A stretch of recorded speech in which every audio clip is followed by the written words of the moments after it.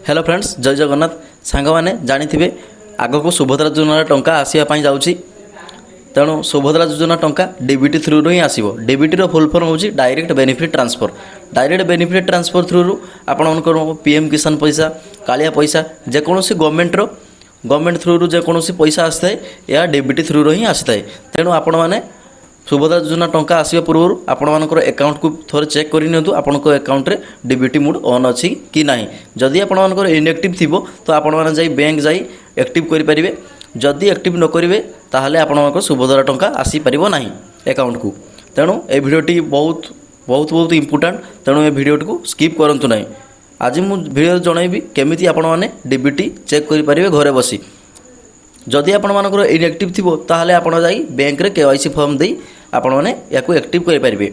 और आपण मान आधार कार्ड तो बहुत सारा बैंक खोला हो कहार एसबीआई कहार कानाडा कहार इको बैंक कहार इंडियन पोस्ट पेमेंट बैंक।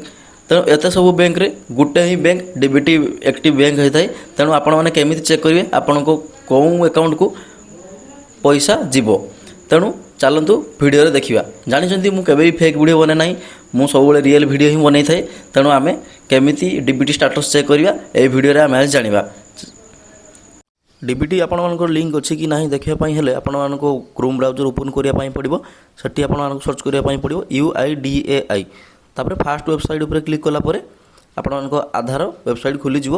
तापर आपण माइंग आधार उपर टिके टच कलापर ये आपण डाउनलोड आधार देखापी मिल जाव। डाउनलोड आधार उपर क्लिक कलापर डैशबोर्ड उपर क्लिक करने पड़ो। तापर तले लॉगिन ऑप्शन देखापी मिल जाव। लॉगिन ऑप्शन रे एठी आपनकर आधार कार्ड नंबर देवाई पड़ो। मु मोर आधार कार्ड नंबर टी दे दूची आपण आधार कार्ड नंबर टी दे दियंतु। तापर एठी कैप्चा फिल करने आसो। कैप्चा जानी समस्ते फिल करवा। तेणु एबे मु कैप्चा टी फिल कर दूची। फिल कर सारा पर लॉगिन विथ ओटीपी उपर क्लिक कलापर आपण रजिस्टर मोबाइल नंबर को गोटे ओटीपी आसो। तेणु मु मोर ओटीपी टी दे दूची कहीं मोर ओटीपी टी आसी सारी मोर मोबाइल को। तो देखिए मुझे ओटीपी दे सारापर लॉगिन ऑप्शन में क्लिक करनी। क्लिक कलापर टिके टाइम लगे कहीं टिके आधार सर्वर टिके स्लो रुए। तो एमती किसी समय बोलवा पर तो देखिपे मोर आधार कार्ड वेबसाइट ओपन हो जाए। ओपन हो सारापर लॉगिन भी हो जाए।